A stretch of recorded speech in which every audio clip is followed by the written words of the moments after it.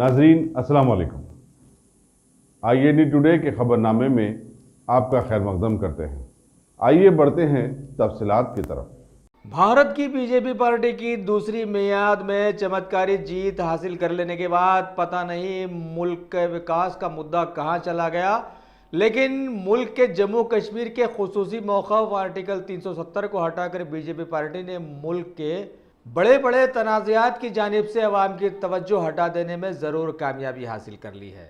जम्मू कश्मीर के सिलसिले में जबकि अरसे दराज से कर्फ्यू जैसे हालात की खबरें माहौल में गर्दिश कर रही हैं, वहाँ के लीडर्स को महरूज करके रखे जाने की भी इत्तलात हैं। इस सिलसिले में हैदराबाद के एक मशहूर अवामी रोज़नामे सियासत की इत्तला के बमूजिब मुल्क की बहुत सारी सियासी जमातों के लीडर्स को भी वहाँ के हालात के मुशाहिदे से रोक कर रखा गया है और कम्युनिकेशन सर्विसेज को भी बैन कर दिया गया है।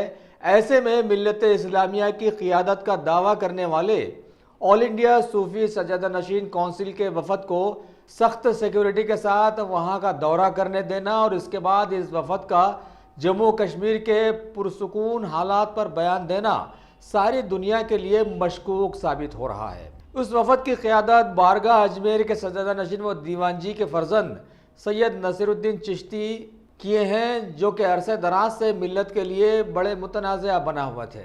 इन्होंने सख्त सिक्योरिटी में वहाँ का दौरा करते हुए हालात को पुरअमन बतलाया, जबकि मुल्क की बेशतर सियासी जमातें साथ ही साथ बहुत सारी बैनुल-अक़वामी तंजीमें भी महीनों से मरकज़ी हुकूमत पर वहाँ के हालात को बिगाड़ देने का इल्ज़ामात लगाती आ रही हैं कि इस हुकूमत ने आर्टिकल 370 को मनसूख करके कश्मीरियों के इंसानी हकूक़ की खिलाफ वर्जी की है। इस हुकूमत ने अपनी पहली मियाद में काले धन के नाम पर नोटबंदी मुल्क में लाकर करोड़ों लोगों को परेशान हाल कर दिया था और काला धन कहीं से भी नहीं निकाल पाई थी, ये भी मुल्क पर आया है। अभी कश्मीर के सख्त सिक्योरिटी के दौरे में सूफी काउंसिल के वफद ने वहाँ के हालात बहाल बतलाए हैं, जबकि एक अंग्रेजी अखबार द टेलीग्राफ ने इसके बरखिलाफ इस वफद को हुकूमत का एजेंट करार दिया और उनके दौरे को कश्मीरियों ने निकाल देने की बात बतलाई है। यहाँ तक कि उनके खिलाफ भी इस मौके पर वहाँ पर नारे लगाए गए।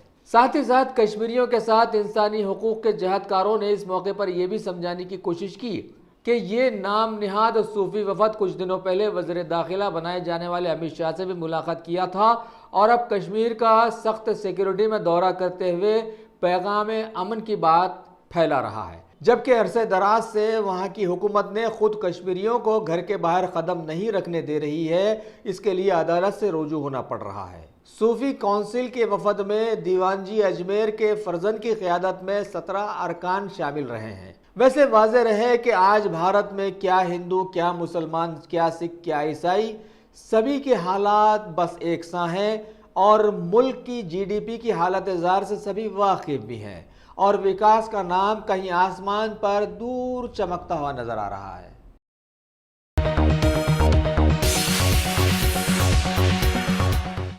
कुल हिंद मजलिस इत्तेहादुल मुस्लिमीन के सदर बैरिस्टर असदुद्दीन अवैसी ने महाराष्ट्र के असेंबली इंतखाबात के सिलसिले में आज औरंगाबाद पहुंचे और वहां के एक जलसे को मुखातिब करते हुए अपनी पार्टी का नुक्ते नज़र बयान किया।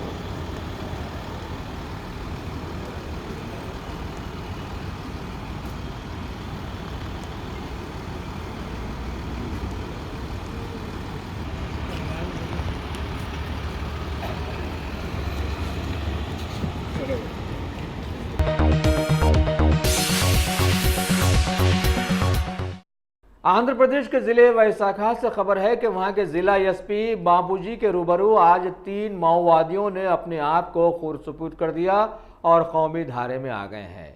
इसमें से एक रामू और बंगार राजू पर महकमा पुलिस ने 4 लाख का इनाम रखा हुआ था।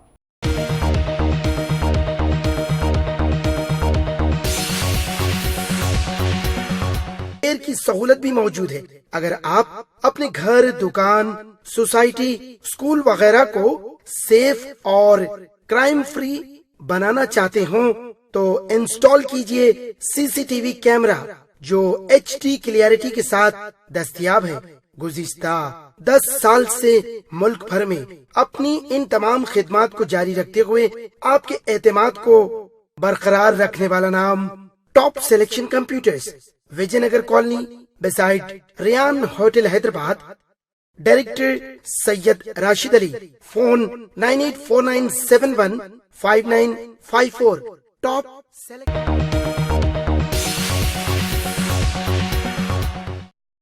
TSRTC वर्कर्स की रियासतगीर हड़ताल के चलते TRS हुकूमत ने बजाय इनके साथ हमदर्दाना सलूक करने के बसेस को चलाने के लिए दिन ब दिन नए आम 2 पहिया गाड़ियां चलाने वालों का आर्जी तकर्रुर करके आवाम को एक नई परेशानी में मुब्तला कर दिया है, क्योंकि सारे नए ड्राइवर्स को RTC बसेस चलाना जोखम बन गया है और रोजाना कई जगहों पर कुछ ना कुछ हादसा रोनुमा होते ही जा रहे हैं।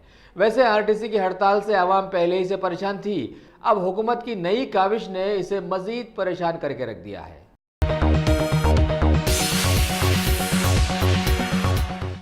तेलंगाना के चीफ सेक्रेटरी SK जोशी ने आज बतलाया कि महाराष्ट्र असेंबली इंतखाबात के 21 अक्टूबर को वोटिंग के दिन बंदोबस्त के लिए तेलंगाना हुकूमत वहां की हुकूमत का पूरी तरह से साथ देगी। इन्होंने एक वीडियो कॉन्फ्रेंसिंग के जरिए न्यू दिल्ली के इलेक्शन कमीशन को तयक़ुन दिया कि महाराष्ट्र से जुड़ी सड़कों के करीब 14 चेक पोस्ट की निगरानी की जाएगी और ये कार्रवाई वोटिंग के 48 घंटे कबल से ही ड्राई डे के नाम पर शुरू कर दी जाएगी।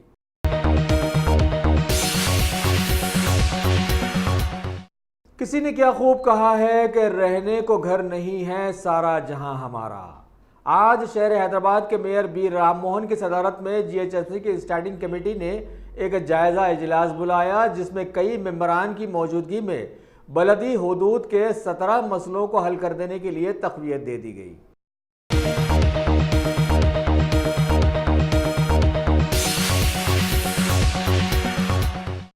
शहर हैदराबाद के मशहूर ज़माना तेलुगु देशम पार्टी के कायद अली मस्कती की आज गुलपोशी की गई।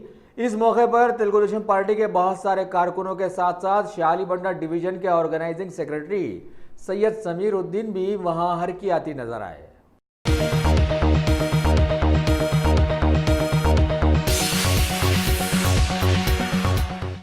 शहर हैदराबाद में वाक़े BRK भवन में आज TSRTC GAC यूनियन के एक वफद ने तेलंगाना के चीफ सेक्रेटरी से मुलाकात करते हुए एक याददाश्त पेश की और RTC हड़ताली मुलाजिमीन के ताज़ा मौक़िफ़ को वाज़े किया।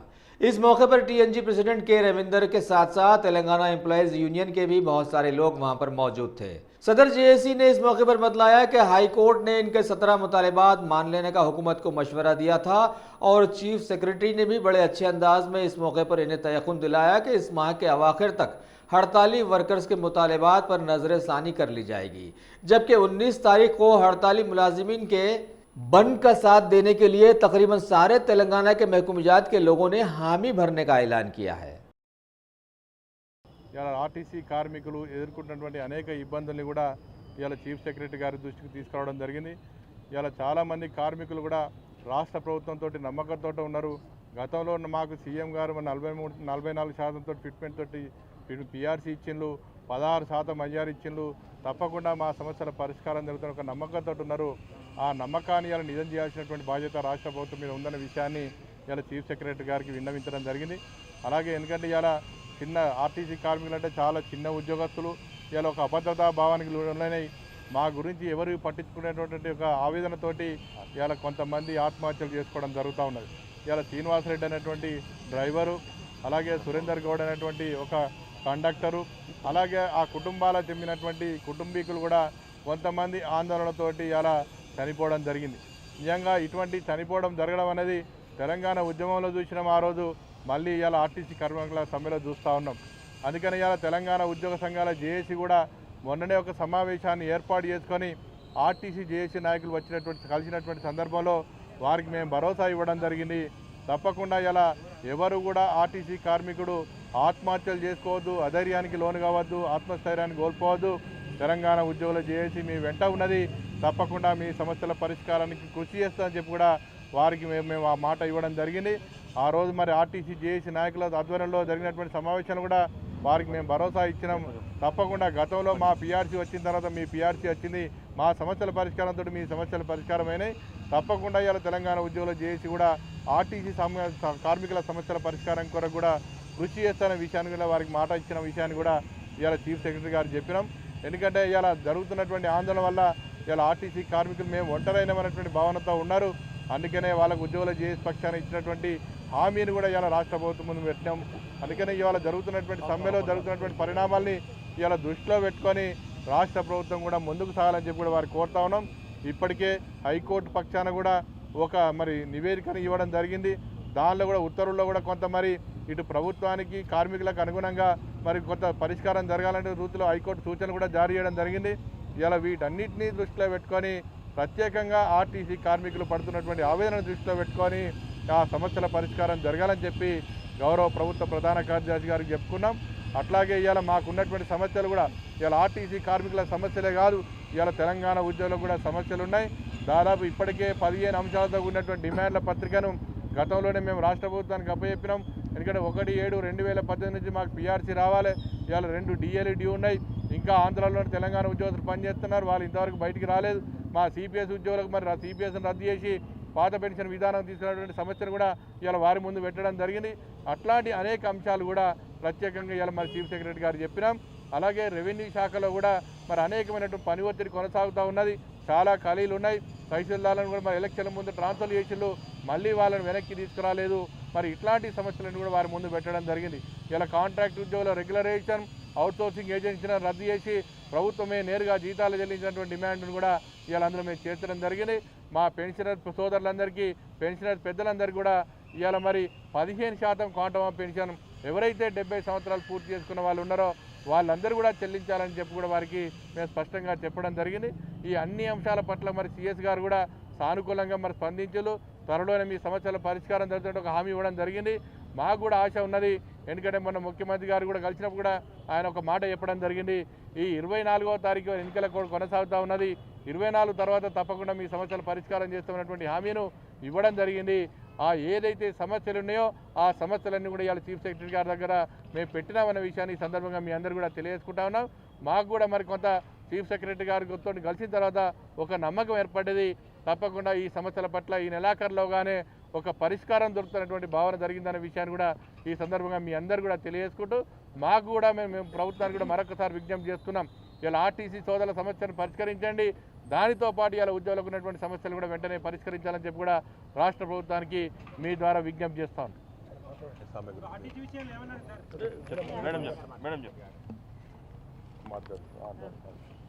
అందరికీ నమస్కారం. ఈరోజు ముఖ్యంగా తెలుసు, మేము ఆర్టీసీ కార్మికులకు అంటే మద్దతుగా మొన్న కూడా మరి వారు వచ్చి కలిసినప్పుడు మా సహకారం ఉంటుందని చెప్పేసి వారికి చెప్పడం జరిగింది. అదే రకంగా ఈరోజు వారి పాయింట్ని కూడా యాడ్ చేసి ముఖ్యంగా దాన్నే ఫోకస్ చేసి వీలైనంత త్వరగా మానవతా దృక్పథంతో మరి వాళ్ళ సమస్యని కొంచెం వెంటనే పరిష్కరించాలని చెప్పేసి ఈరోజు చీఫ్ సెక్రటరీ గారిని రిక్వెస్ట్ చేయడం జరిగింది. మరి ఉద్యోగులు కూడా గత కొంతకాలంగా మేము అన్ని సమస్యలను చీఫ్ సెక్రటరీ గారి దృష్టికి తీసుకుపోవడం జరిగింది. ఇది వెరీ రీసెంట్గా మన గౌరవ ముఖ్యమంత్రి గారి దృష్టికి కూడా తీసుకురావడం జరిగింది. వారు కూడా మరి ఆ రోజు సానుకూలంగా స్పందించి 24 తర్వాత ఎలక్షన్ కోడ్ అయిన తర్వాత హుజూర్నగర్ అసెంబ్లీ కోడ్ ఉన్న దృష్ట్యా చేయడానికి వీలు కాదు కాబట్టి మీ సమస్యను ఈ ఎలక్షన్ కోడ్ అయిన తర్వాత పరిష్కరిస్తారని చెప్పేసి సీఎం గారు కూడా చెప్పారు. దాన్నే ఇప్పుడు మన చీఫ్ సెక్రటరీ గారికి రిప్రజెంటేషన్ రూపంలో మేము ఇవ్వడం జరిగింది. అదేవిధంగా రెవెన్యూ ఉద్యోగుల సమస్యలు, ఇతర మన కాంట్రాక్ట్ ఎంప్లాయీస్ గురించి, తర్వాత కాంట్రాక్ట్ వ్యవస్థలో ఉన్నటువంటి అవుట్సోర్సింగ్ ఎవరైతే ఏజెన్సీస్ ఉన్నారో వాటన్నిటిని తీసేసి డైరెక్ట్గా వీళ్ళకి జీతాలు ఇవ్వాలని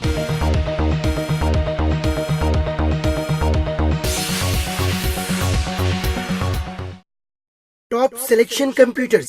अगर आप टेक्नोलॉजी के दौर में रहते हुए टेक्नोलॉजी से दूर हैं तो सोचिए मत, आइए एक बार खिदमत का मौका दीजिए। हमारे यहाँ branded computers, Dell, HP, Lenovo, laptop accessories उम्दा क्वालिटी निहायत ही वाजबी दाम पर दस्तयाब है। स्कूल, कॉलेज, कॉर्पोरेट, ऑफिस वगैरह में बल्क क्वांटिटी में सप्लाई की जाती है। इसके साथ साथ हमारे यहाँ माहिर टेक्नीशियंस की निगरानी में रिपेयर की सहूलत भी मौजूद है। अगर आप अपने घर, दुकान, सोसाइटी, स्कूल वगैरह को सेफ और क्राइम फ्री बनाना चाहते हो तो इंस्टॉल कीजिए CCTV कैमरा जो HD क्लियरिटी के साथ दस्तयाब है।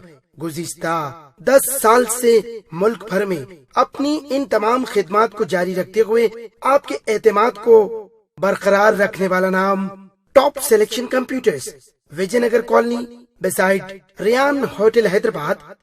Director Syed Rashid Ali. Phone 9849715954। Top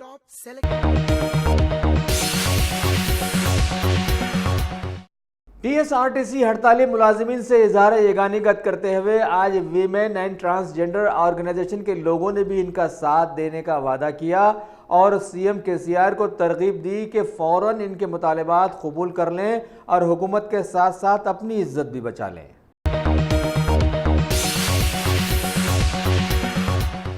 Rachakonda police commissionerate के वनस्थलीपुरम डिवीजन के ACP शंकर ने आज एक प्रेस मीट में बतलाया कि मुजरिमाना जहनियत रखने वाले नौजवान मौजूदा माहौल में बराबर हरकत में हैं और अब सीनियर सिटीजन्स भी गफलत की बिना पर सुकून से नहीं रह सकते। इन्होंने सीनियर सिटीजन्स के एक केयर टेकर की हैसियत से मदद करने के नाम पर इन्हें लूट लेने वाले खम्मम के मुतवत्तिन एक नौजवान को हिरासत में लेते हुए ये बात कही और बतलाया कि इसने अभी तक वनस्थलीपुरम और नरेंद्रमेंट में 3 जराइम कर डाले हैं और इसे गिरफ्तार करते हुए 72 ग्राम सोने के जेवरात, 3000 की नकद रकम और बैंक के कुछ डेबिट कार्ड्स वगैरह बरामद कर जब्त कर लिए और आवाम को मशवरा दिया कि बिना जान पहचान के या फिर बिना मुसद्दक़ा हक़ाइक़ जाने के किसी को भी अपने साथ काम करने का मौका ना दें।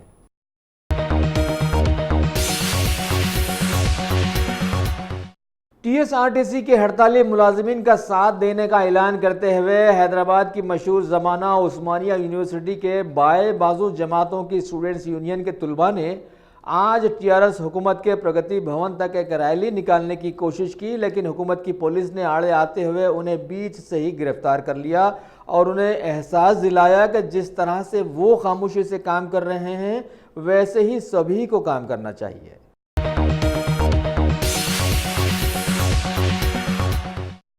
TSRTC वर्कर्स की हड़ताल के 13वें दिन में दाखिल हो जाने के बाद हैदराबाद के पुराने शहर के फारूक नगर डिपो के मुलाजिमीन ने आज एक अनोखा एहतजाज करते हुए डिपो के बाहर बड़े इत्मीनान से अपना पकवान किया और सड़क पर बैठकर लंच किया और मीडिया को बतलाया कि CM KCR अगर हड़ताली मुलाजिमीन को सड़कों पर लाना चाहते हैं तो यही सही, अब सभी लोग सड़कों पर आ जाएंगे।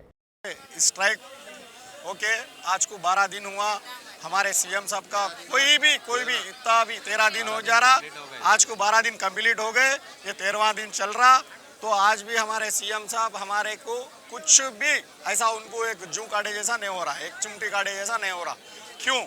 कई को बोले तो आवाम को तकलीफ दे के ये बसा रोक के प्राइवेट वालों को जो भेज रहे हैं वो जो है सो पैसा उन लोग बेहद वसूल कर रहे हैं। जो जितने दिन ये जो स्ट्राइक हो रही इसका भी नुकसान CM साहब को भरना पड़ता। डेली जो है सो 10-12 मर रहे हैं, ताकि RTC ड्राइवर को 3 महीने ट्रेनिंग दे के उसको प्रिपेयर करके बस दे के रोड पे भेजते। आज जो है सो अड्डे वाले को ला के लाइसेंस दे के भेज रहे, फिर हमारे को जो रिक्रूटमेंट करे, हमारे को 10 ऑफिसर मिलके रिक्रूटमेंट करे। आज तक हम कोई एक्सीडेंट नहीं सर का हम गाड़ियां चलाए, आज बसा जा रहे कहीं एक्सीडेंट कहीं मीडिया वाले बता रहे ही नहीं कि एक्सीडेंट हो रहे, ऐसा पब्लिक को नुकसान हो रहा बोल के कोई भी नहीं बता रहे। लेकिन CM साहब को अगर उन्होंने जो बोलने के लफ्ज भी अगर उन्होंने अपने आप ले लिए, अपने आप दिल पे ले लिए। दोनों बोले कि आरटीसी वालों को सकुला जनुला समय में अरेस्ट कर रहे, तो क्या बोले, हर एक के फोन में रिकॉर्ड है, वो जो आग है रे भाई, आग से नहीं लगा लेना बोले, आज उन्होंने आग से ही लगा लिए, उनकी बोल उनको बोल रहे हम। अब उन्होंने बोले कि कांटा चुभे तो मुंह से निकालते, वो मुंह किधर गया, आज गिर गया क्या, हाथों पैरा गिर गए क्या? इतने 50,000 आदमी वर्कर की लत लगेंगी, पक्का लत लगेंगी। अरे चंद्रबाबू नायडू भी अगर कराए थे, उन्होंने भी आज है क्या, हमारे तेलंगाना से भगा दिए उनको, ताकि आंध्र वाले भी उनको खुनल दिए। आपका भी यही हशर होता, जल्दी से जल्दी आरटीसी वर्करों को बुला के, उन लोगों के लीडरों को बुला के बात करके आरटीसी का ये ख़त्म करना बोल के ये हमारी गुजारिश है। फारूक नगर फलकनुमा डिपो के वर्कर आज जो है सो यहाँ पे खाने का, जो रोड पे खाने का वंटा हाँ इंतज़ाम जो करे हुए है, इसलिए बोलते हो आप जो है सो हमारे को रोडों पे लेके आए, ताकि ये हम आपका जो आप जो दिए हमारे को ये सिला हम कभी नहीं भूलेंगे, ताकि नेक्स्ट जब आएगा तो वो आप ही जाने हम लोग आपको क्या कर सकते हैं। ఇవన్నీ ఆత్మహత్యలు చేసుకుంటా ఉన్నారు. ఇది మీరు ఇస్తున్న స్టేట్మెంట్ అనేది బాగలేదు, చాలా ఘోరమైన పరిస్థితి స్టేట్మెంట్. నిన్న ఎండీని అపాయింట్ చేస్తామన్నారు, ఇలా ఎండీని అపాయింట్ చేయమంటున్నారు. రేపు ఇంకోటి ఏంటంటే అసలు నేను చర్చలకే వెళ్ళవని అంటున్నారు, నేను అసలు ఆర్టీసీలతో చర్చలే చేయని అంటున్నారు. అంటే ఆర్టీసీ అంటే మీ జాగిర్ అనుకుంటున్నారా? కోట్లాది కోట్లు మెగా కిష్టారెడ్డి గారికి అక్కడ ఇవ్వడము ఇక్కడ ఇవ్వడము, ఇన్ని కోట్లు ఇచ్చినారు, పెట్రోల్ పంపులకు ఇచ్చినారు. ఇవన్నీ ఎక్కడున్నాయి? మీరు ఎవరితోని కుమ్మక్కారు? ఎండీని నియమించకుండా మీ సొంత నిర్ణయాలతోటి మీ సొంత ఆస్తులు సంపాదించుకోవడం కోసము మమ్మల్ని ఇంత ఇబ్బంది పెడమ కార్మిక సోదరులందరినీ చాలా చావడానికి ఒత్తిడి గురి చేస్తూ ఉన్నారు. మీరు ఇచ్చిన స్టేట్మెంట్లు బాగలేవు, ఇవి చాలా ఘోరమైనవి. ఈ స్టేట్మెంట్లు ఇవ్వడం మానుకోవాలని చెప్పేసి సీఎం గారిని, మంత్రులను అందరినీ విన్నవించుకుంటున్నాము. ఇది కరెక్ట్ అయినది కాదు, తీవ్ర ఆందోళన జరుగుతుంది. ముఖ్యంగా మళ్ళీ ఇంకోటి ఏంటంటే మీరు ఇట్లా చేస్తూ ఉంటే మేము రేపు రాష్ట్ర బంధు తర్వాత మాత్రము రోడ్ల మీద కూర్చొని మా పానాలు ఇట్లా మేము ఆలోచన చేసి పానాలు పోగొట్టుకునే దానికంటే రోడ్డు మీదలో ఉండి మీ పోలీసు వాళ్ళతోటి దెబ్బలు తిని మేము పానాలు పోగొట్టుకుంటాం. అప్పుడు ఇదంతటికి నువ్వే బాధ్యులు. పోలీసు వాళ్ళు కూడా సహకరించడానికి విల్లింగ్ లేరు, వాళ్ళు కూడా మమ్మల్ని చాలా ఇబ్బందికరం చేస్తూ ఉన్నారు. ఇది కరెక్ట్ కాదని చెప్పేసి మరీ చెప్తా ఉన్నాను. 19 తర్వాత రాష్ట్ర బంధు తర్వాత మేము ఏదైతే రోడ్డు మీదకి వస్తామో అప్పుడు మీరు ఊహించని రీతిలో మేము రోడ్డు మీదకి వస్తాము. అప్పుడు పరిస్థితి చాలా ఘోరంగా ఉంటుంది. సీఎం గారు మీరు దీన్ని చూసి ఏం చేయాలనేది తొందరగా నిర్ణయించి మాకు ఇచ్చేయాల్సిందిగా మనవి చేస్తూ ఉన్నాం. Thank you.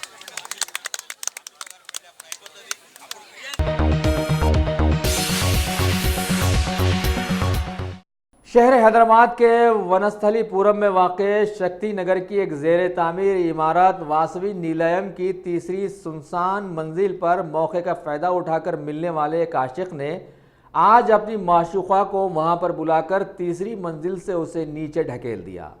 उसे निहायती ज़ख्मी हालत में उस्मानिया दवाखाना मुंतकिल किया गया। पुलिस ने केस दर्ज करके बतलाया कि 15 दिन कबल मध्य प्रदेश से नौकरी की तलाश में यहाँ आकर दिलीप नामी इस शख्स ने ये गुल खिलाया और राह फरार अख्तियार की। पुलिस ने इसकी तलाश शुरू कर दी है। हमको भी पता नहीं था ना वो कहाँ का है, क्या है। उसका नाम क्या है? उसका नाम सीमा है, कल पूछा तो बताया वो। उनका नाम दिलीप। कब आया? वही तो 8 रोज 10 रोज हो रहा था सर, हमको भी पता नहीं था वो कौन गाँव का है, क्या है। हम लोग कल ना उसको देखा, उसका परेशानी देखा, दुख नहीं सहा गया तो हम लोग ले लिया उसको। कब कर रहे हैं बच्चे का? क्या हुआ, किसे हुआ हमको पता नहीं सर। कब हुआ? पर लाया ना, कब हुआ? रात में कल हुआ झगड़ा गाड़ी, हमको पता नहीं है। सिर्फ वहाँ पलस्तर वाले लाया नीचे में, तो सब देखने आए तो हम लोग भी देखने गए, ठीक है। तो सब भाग गए छोड़ के ना, तो हम लोग सोचे ये मर जाएगी, उससे अच्छा हम लोग हॉस्पिटल ले जाएंगे, शायद बच जाए। हम लोग पूरा परिवार 4-5 परिवार हम उसको लेकर गए। तो पैसा वैसा हमारे हाथ में नहीं था ना, तो हम लोग थाना में दर्ज करवाया और पुलिस वालों के साथ हॉस्पिटल गए। उन्हें हॉस्पिटल में बात कर रहा है उन्हें? हाँ, यही सब जगह में बात की। क्या बोला? में खत्म। कितना दिन से काम कर रहा हूँ? काम नहीं कर रही थी, इसके घर वाला काम कर रहा था राजू अन्ना के पास पलस्तर में। फिर वहाँ दम वो हॉस्पिटल में बात कर रहा है। बोला था मेरा आदमी 2-3 यहाँ पर मार दिया ऊपर लेकर और धक्का दे दिया, ऐसे बोल रही थी। और हमको लड़ाई झगड़ा के बारे में पता नहीं है सर। अपना रूम में आ जाते हैं, काम करते हैं, खाते हैं। किधर से आया उन्होंने? कौन? दिलीप। अब वो उसका चेहरा, वो फोटो तो रखे वो लोग। शहर हैदराबाद के जीडी मेटला इलाके में वाक़े पीर बशीराबाद की एक मशहूर बारगाह हज़रत सैयद अली कुल्ले शाह साहब दुरवेश का 145वां उर्स शरीफ 15 अक्टूबर 2019 को बड़ी ही अक़ीदत व एहतराम के साथ मनाया गया। उसके पहले दिन संदल माली की गई, दूसरे दिन चिरागा हुए जिसमें शमाए मोहम्मदी के चाहने वालों की कसीर तादाद ने शिरकत करते हुए अपनी अक़ीदत का इजहार किया। सजद नशीन बारगाह सैयद मोहम्मद इस्माइल सूफ़ी क़ादरी ने इस मौके पर बतलाया कि हर साल हज़रत क़िबला के उर्स शरीफ में सैकड़ों लोग दूर दराज से यहाँ पर आते हैं और अपनी अक़ीदत को मनवाते हैं। अस्सलाम वालेकुम रहमतुल्लाहि व बरकातहू। मैं मुकीम जिनमटला पेट बशीराबाद मिर्चर रोड दरगाह शरीफ सैयद अली कुल्ले शाह क़ादरी रहमतुल्लाह अलैह की बारगाह रिसालत का सज्जाद नशीन हूँ मैं, और यहाँ पर 16 सफ़र को हर साल संदल मुबारक उर्स शरीफ होता है। और साहिब सरकार जो है बंदा नवाज यूसुफ के वसीले से हैं, आपके 10वें खलीफा सैयद अहमद तबीर रहमतुल्लाह अलैह के बाद से शुरू हुआ इनका सैयद अहमद शाह क़ादरी रहमतुल्लाह अलैह, इनके वालिद बुजुर्गवार अली कुल्ले शाह क़ादरी रहमतुल्लाह अलैह के। आपको वहाँ पर जुनैदी रहमतुल्लाह अलैह के पास आपने तालीम पाई अलन में, और वहाँ से आपको हुक्म हुआ आप बेजापुर गए, बेजापुर से जो है बुदन के आगे कोटगीर गए आप रजना हुसैनी रहमतुल्लाह अलैह के पास, वहाँ से आपके पास से भी हुक्म होने के बाद में आप जो है पेट बशीराबाद मिर्चर रोड के ऊपर मुकीम हो गए, यहाँ पर मुकीम हो गए। यहाँ पर ही आपकी मज़ार मुबारक है। उसके वो जो उसके सज्जाद नशीन मैं हूँ, मेरे दादा सगरदादा और मेरे वालिद के बाद मैं जो है कर रहा हूँ। कितने साल हुआ होगा? 145 साल का अरसा हो गया आज तक उर्स शरीफ का 145 साल चल रहा है। आगे जो कल चिरागा भी होंगे 17 को, और 17-18 चिरागा होंगे। संदल मुबारक आज है और ज़ायरीन बहुत आते हैं यहाँ पर, जिसको मालूम है बहुत लोग आते हैं, फैज़ भी पाते हैं। यहाँ पर अल्लाह के करम से सब जारी है।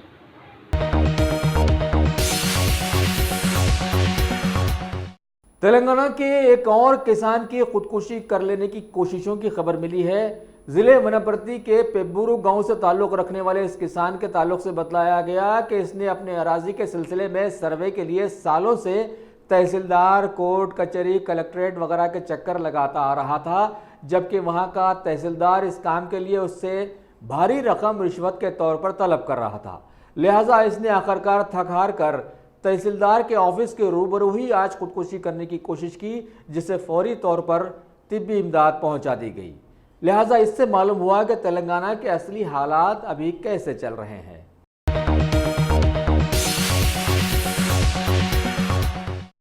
आज हमारे मुल्क भारत का माहौल बड़ा ही अजीबोगरीब बन गया है कि रिवायती शेरों के साथ साथ असली शेरों के कानों पर भी जूं तक नहीं रेंग रही है। अभी खबर है कि राजधानी दिल्ली में वाक़े जू के लाइन एनक्लोजर में एक शख्स ने छलांग लगा दी। अब पता नहीं ये कोई गलती थी या जानबूझकर ऐसा किया गया था, लेकिन जू के अहदेदारों ने फौरन वहां पहुंचकर लायन यानी बबर को बहकाते हुए किसी तरह से उस शख्स को बाहर खींच लिया।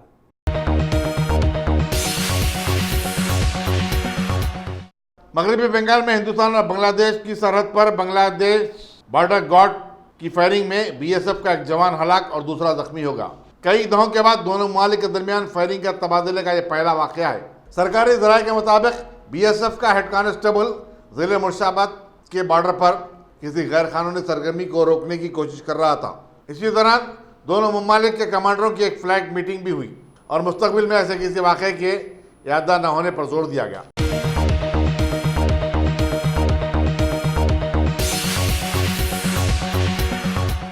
अगर आपने हमारे चैनल को सब्सक्राइब नहीं किया है तो आपको यहाँ सब्सक्राइब बटन दिख रहा है, उसे क्लिक करिए और सब्सक्राइब कीजिए, और साथ ही साथ बेल आइकॉन को भी क्लिक करिएगा, जिससे कि आपको ताज़ा अपडेट मिलते रहें।